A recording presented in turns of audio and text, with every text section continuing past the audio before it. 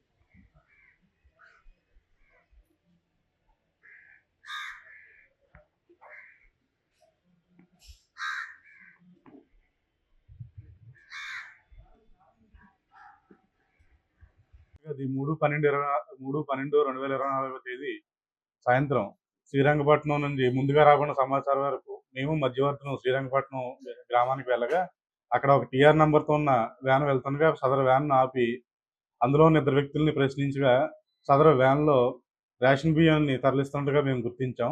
అందులో 2 వ్యక్తులను అరెస్ట్ చేసాం. 2 వ్యక్తుల పేర్లు బొజ్జపు శ్రీనివాసు మరియు జోగవరపు కుమార్.